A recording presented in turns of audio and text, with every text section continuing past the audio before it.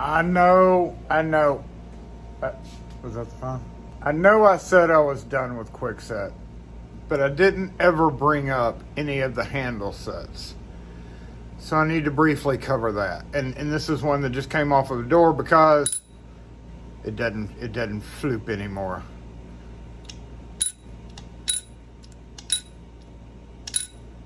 These can be a little bit tricky to take apart, so take a look at this.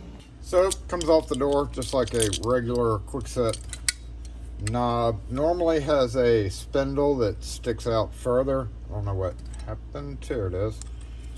So has this thing that goes in like that, and then this guy goes on the inside just like that, and then you've got these super weirdly long screws. So unscrew the two visible screws, take it off, pull your D-shaped shaft out. This thing is on the bottom. You have to get it off the door. There's either going to be a exposed screw here or a screw that goes through the door and is held in on the inside. Uses the standard Kwikset latch, and nowadays almost nobody makes, I should say, they do make one, except they just suck. You don't want to go there. Most of them now are just passage, and yeah. So when you get to this guy is coming out. It does not normally come out by itself.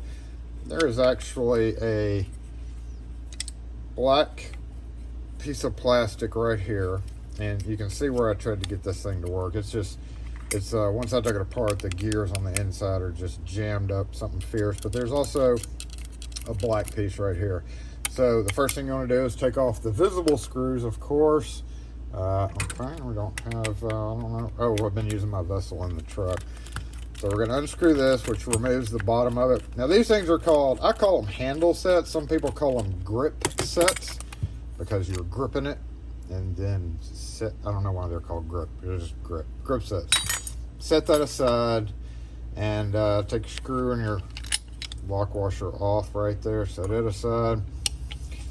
And you will see the one Phillips screw up here, but there is another screw that you have to take off. And that is, I'm keeping this together because it stays together when you're unscrewing it. Remember, there's a black plastic piece right here that when you press this up, it pushes this guy up, and you can see this one's just not working right. And I will show you why. You don't want to mess with these guys, but we are going to mess with them to show you what's wrong with this guy.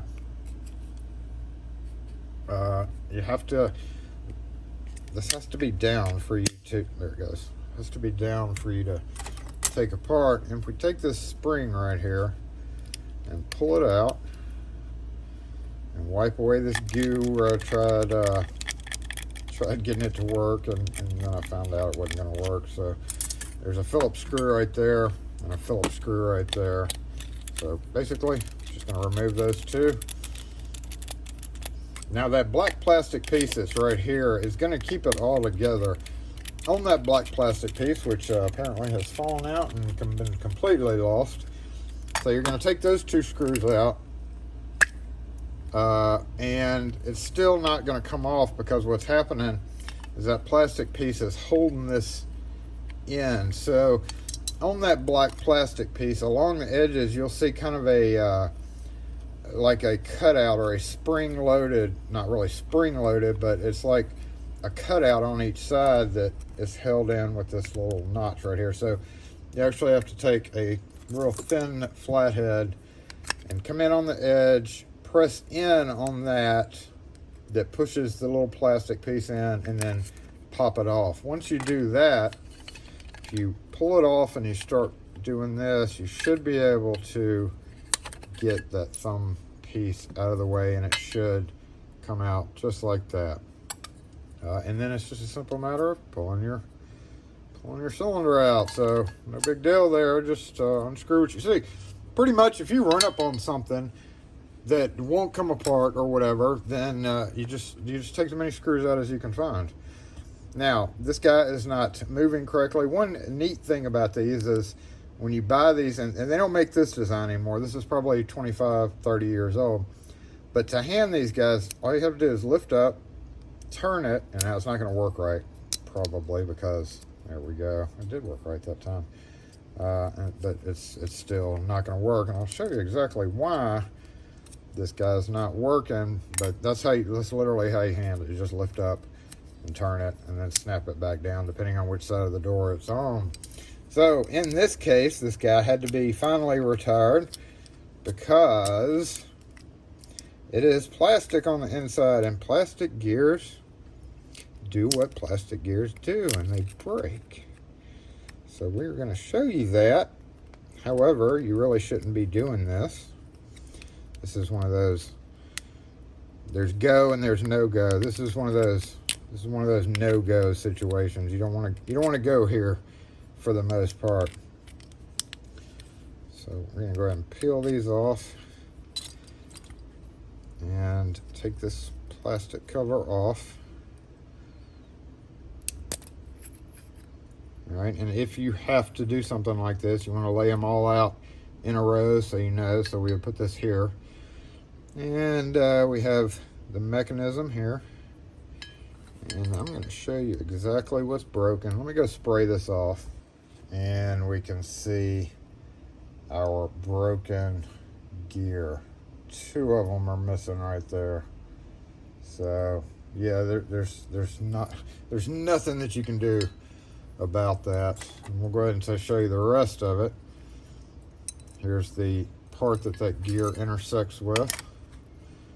Runs right here.